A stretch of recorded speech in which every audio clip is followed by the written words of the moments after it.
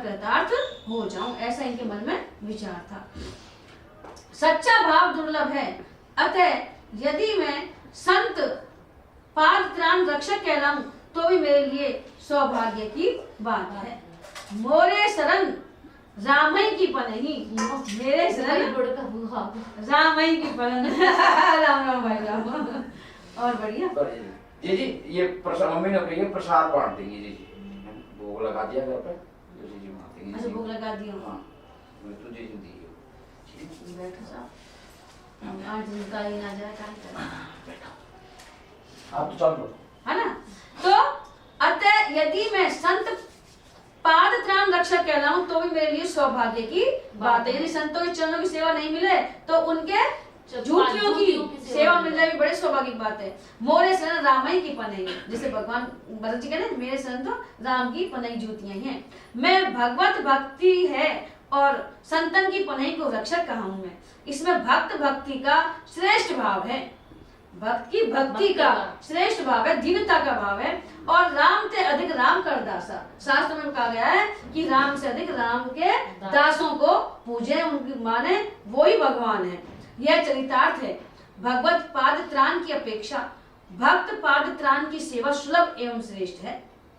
भाई भगवान के पैरों की अपन को नहीं मिले सेवा, तो भक्त पाद जो भक्त हैं, संत हैं, महात्मा, उनके हाँ उनकी जूतियों की सेवा सुलभ हो जाए वो श्रेष्ठ है। अतः इसे सेवा सार कहा गया है। सार तत्व माना गया है, सेवा तो है ही लेकिन सेवा को भी सार है वहाँ। तभी तो कीर्तन रूप सेवा के लिए भीतर मंदिर से 2-4 बार बुलावे पर भी भक्त सेवा छोड़कर नहीं गए कि मैं तो सेवा में लग रहा हूँ और आपको चरण को, भक्तों को चरण को ध्यान है। भक्तों ने सेवा सौंप कर मेरी आशा पूर्ण कर दी। पाद त्राण की रज को सिर पर चढ़ाकर भक्त चरणों का ध्यान करने लगे, उसमें तन्मय हो गए।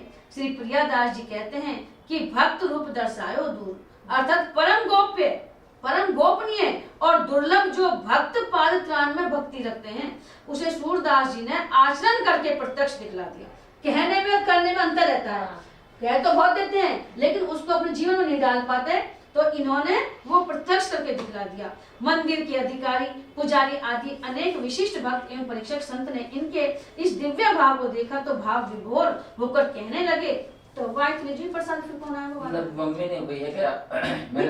मैंने सुनी नहीं है, इसलिए जी इस कहना घर नहीं भेजा। जी जो कथा कर रही है मैंने सुनी नहीं है, इसलिए घर नहीं भेजा ना। प्रसाद हाँ प्रसाद की यही कही है मुझे।